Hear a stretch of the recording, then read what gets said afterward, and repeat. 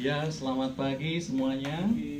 Senang sekali ya dari keluarga Batam bisa meramaikan ibadah hari ini. Ini adalah satu sukacita yang besar karena antara jemaat Batam dan Bali bergabung.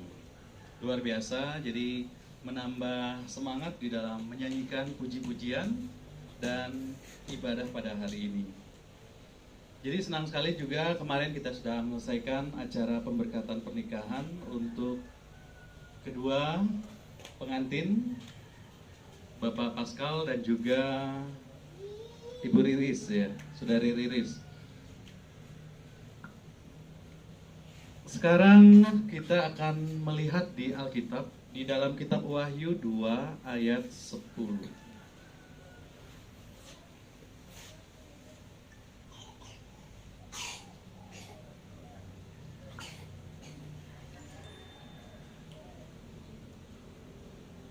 Di sini berbicara tentang kesetiaan kepada Kristus.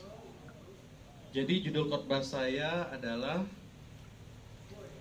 ketidaksetiaan pada Kristus.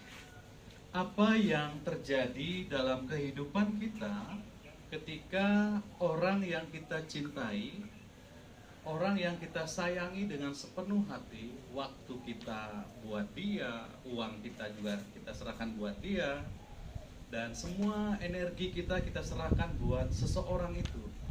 Tetapi ternyata di balik semua itu dia selingkuh. Dia tidak setia sama kita. Bagaimana perasaan kita? Pasti sakit ya. Demikian juga dengan Kristus, saudara.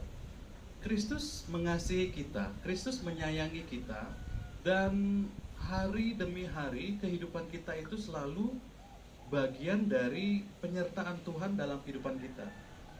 Tetapi kita membalasnya dengan ketidaksetiaan. Bagaimana perasaan Kristus? Ada yang mengatakan bahwa hewan yang setia itu anjing. Saya pelihara anjing, Pak mau pelihara, Ribka pelihara, kemudian Riris pelihara anjing, mungkin Bu Jenny juga. Setia, selalu kemana tuannya pergi, selalu diikuti. Tapi nggak jauh-jauh ya. Ada yang mengatakan juga bahwa memberi makan 3 hari kepada anjing, dia akan mengingat kita selama 3 tahun. Memberi makan manusia selama 3 tahun, cuma diingat 3 hari. Karena itu kekuatan kesetiaan dari seekor anjing. Tapi kita tidak harus seperti itu ya. Kita diharapkan menjadi orang yang setia kepada Kristus. Ada gejala-gejala ketidaksetiaan seseorang kepada Kristus. Yang pertama adalah hilangnya semangat kerohanian. Semangat kerohaniannya hilang.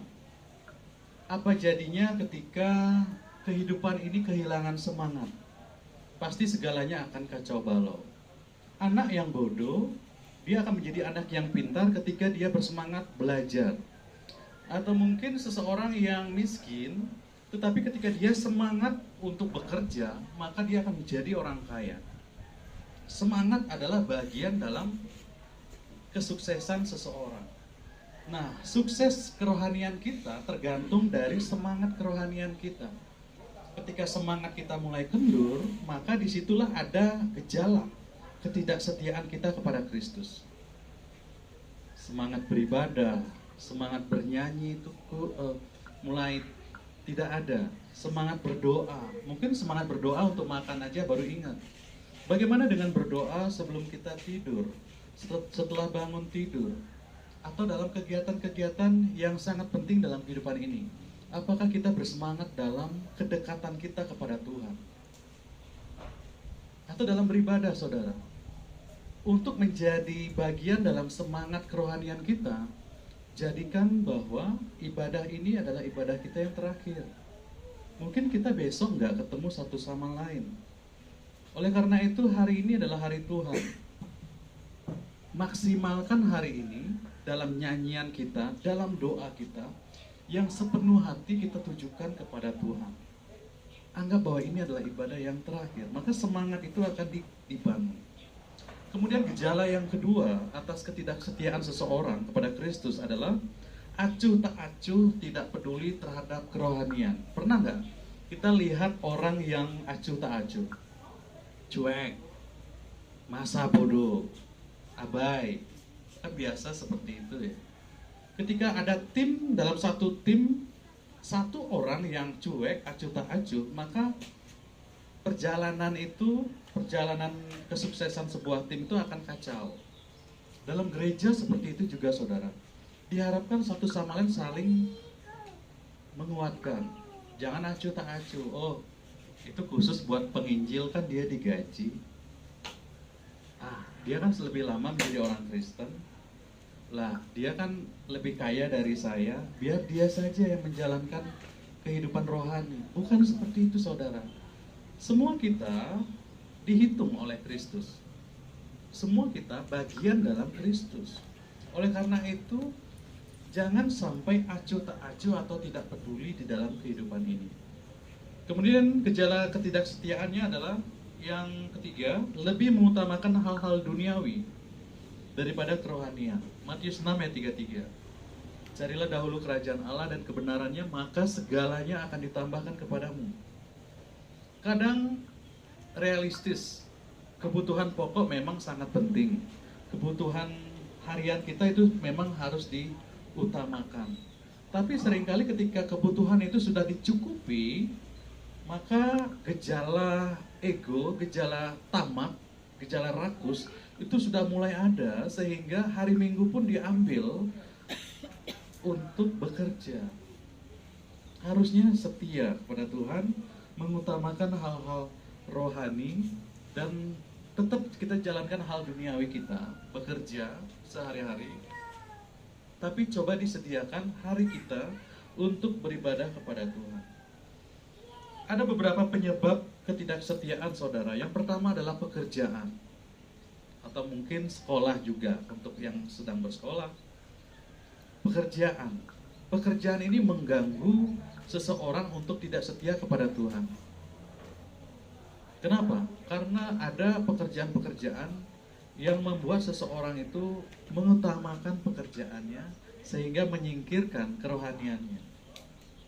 Dia lebih memikirkan, oh selagi muda kerja aja dulu, kumpulin aja dulu, nabung aja dulu. Nanti kalau sudah mendekati istilahnya bau tanah, udah tua, baru lebih dekat kepada Tuhan.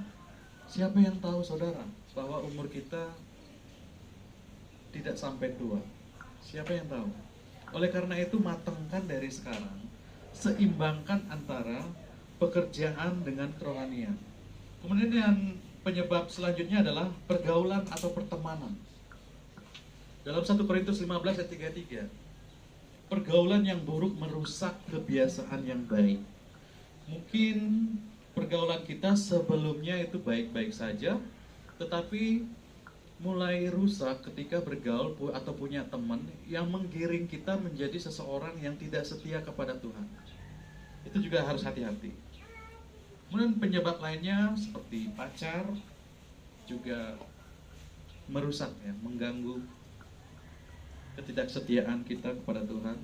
Kemudian keluarga, ada kalanya juga keluarga menyebab ketidaksetiaan itu. Dalam Alkitab, Ananias dan Safira, kemudian ada Demas, mereka adalah orang-orang yang sebelumnya itu menjadi orang Kristen yang bisa dikatakan orang Kristen yang dekat sama Tuhan. Tapi mereka karena, kalau Ananias dan Safira karena uang ya. Karena uang, maka dia menyembunyikan uang hasil jualan tanah yang janjinya mau diberikan kepada pekerjaan rasul-rasul, tapi dia sembunyikan. Akibatnya adalah kematian buat mereka. Kemudian Demas yang sebelumnya setia, tapi karena hal duniawi, dia meninggalkan pekerjaan penginjilan. Dan masih banyak dalam Alkitab yang tidak setia kepada Kristus dan juga kepada Tuhan, dan mereka hancur ya, kehidupan mereka hancur. Oleh karena itu, saudara, dalam hal apa saja kita harus setia. Yang pertama sekali, yang seperti saya omongkan di awal, di dalam menghadiri kebaktian. Kita harus setia menghadiri kebaktian.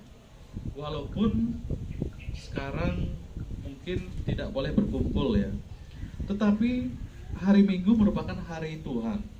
Jangan karena keenakan kita dekat, tidak boleh berkumpul, tidak boleh berdekatan satu sama lain. Kita beribadah di rumah, jadi kita ibadahnya entar-entar, akhirnya lupa dan tidak jadi ibadah. Harusnya ibadahnya didisiplinkan, ibadah jam berapa, apa saja yang harus disiapkan walaupun masih beribadah di rumah. Kemudian yang kedua, kesetiaan yang harus kita lakukan adalah setia dalam memberitakan Injil. Memberitakan firman Tuhan, memberitakan tidak harus dengan Alkitab kita pergi mengetuk pintu rumah-rumah orang menawarkan Injil, seperti itu bukan. Dalam gaya hidup kita juga boleh. Gaya hidup kita juga menunjukkan hidup yang mencerminkan Kristus, dan orang akan melihat Kristus hadir dalam diri kita, sehingga mereka melihat terang dalam kehidupan kita. Setia mengampuni. Sudahkah kita mengampuni? Mungkin kita begitu kesal, jengkel sama seseorang, tapi perlu kita ingat, Tuhan mengampuni kita. Masa kita pelit buat mengampuni orang? Kemudian setia dalam menggunakan talenta. Tuhan memberikan talenta buat kita. Ada yang satu, jangan iri hati sama yang dua. Ada yang dua, jangan iri hati sama yang 5 talenta. Tapi dikembangkan talenta tersebut dan kita setia dalam menggunakannya. Kemudian setia dalam menolong orang lain, menolong kesusahan-kesusahan orang lain yang ada di sekitar kita. Kemudian setia dalam perkara kecil, dan setia di dalam belajar firman Allah, firman Tuhan. Saudara yang dikasihi Tuhan kita Yesus Kristus, ketidaksetiaan pada Kristus itu ada gejalanya. Gejalanya karena hilangnya semangat rohani kita, acuh tak acuh, tidak peduli, kemudian lebih mengutamakan hal duniawi. Penyebabnya juga karena pekerjaan, karena pergaulan, karena pertemanan, dan banyak hal. Dan kita juga harus setia dalam menghadiri kebaktian, memberitakan firman Tuhan, mengampuni, menggunakan talenta kita, menolong orang lain, dan setia dalam belajar firman Allah. Terima kasih atas perhatiannya. Tuhan memberkati. Amin.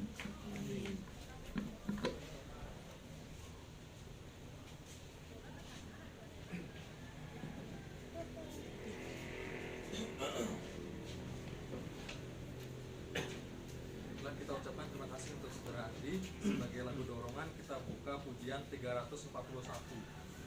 Nah, ini kita dipimpin